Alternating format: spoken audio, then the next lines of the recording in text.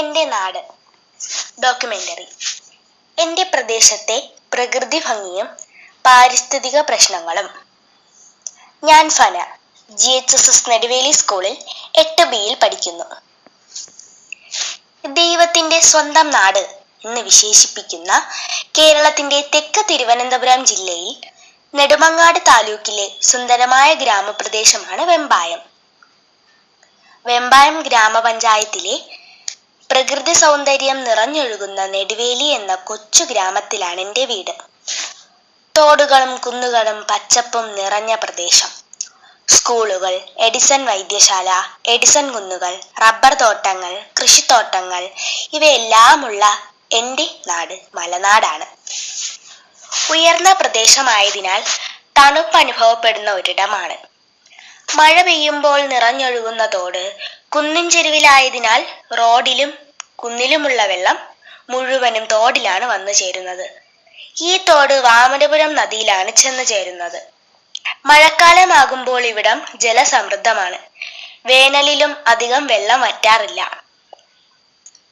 ഇതിനു ചുറ്റുമുള്ള ചെടികളും മരങ്ങളും നിറഞ്ഞ പ്രദേശത്ത് ധാരാളം പക്ഷികളെ കാണാം. ദിവസവും പൊന്മാനും, കരിയിലക്കിളി, കത്രികവാലൻ, ചെമ്പോത്ത്, മൂങ്ങ, ഓലേഞ്ഞാലി, മരംകൊത്തി, എറിമുള്ള്, പച്ചക്കിളി, തത്തമ്മ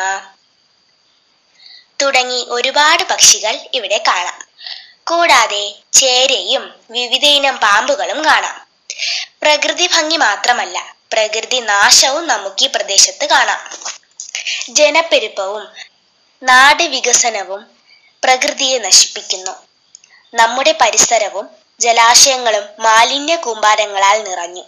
വയലുകൾ നികത്തി വീടുകൾ വച്ചു. നെൽകൃഷി കുറഞ്ഞു. നാടാകെ മാറി. കുന്നുകളെല്ലാം ഇടിച്ചു നിരത്തി വീടുകൾ വെക്കുന്നുണ്ട്. ഈ കാണുന്ന മല എപ്പോൾ വേണമെങ്കിലും ഇടിഞ്ഞു വീഴും. അപകടം സംഭവിക്കാം. കുന്ന് ഇടിയുകയാണെങ്കിൽ നമ്മുടെ വീടെല്ലാം മണ്ണിനടിയിലാകും. കൃഷി ചെയ്യാനായി ആ കുന്ന് മുഴുവനും JCBക്ക് ഇടിച്ച് നികത്തുകയും മരങ്ങൾ വെക്കുന്നതിനു പകരം പച്ചക്കറി കൃഷിയാണ് ചെയ്യുന്നത്.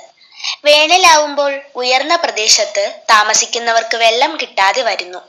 കിണറുകൾ വറ്റിപ്പോകുന്നു. റോഡ് നിർമ്മാണത്തിന്റെ ഭാഗമായി കുന്നുകളുടെ ചെരുവുകൾ ഇടിച്ച് കുത്തനെയാക്കി. ഇത് നല്ല മഴയുള്ള സമയങ്ങളിൽ കുറേശ്ശെയായി ഇടിഞ്ഞു വീഴുന്നുണ്ട്. ഒരു കാലത്ത് പ്രകൃതിയും മനുഷ്യനും ഒന്നായി ജീവിച്ച ഇടം.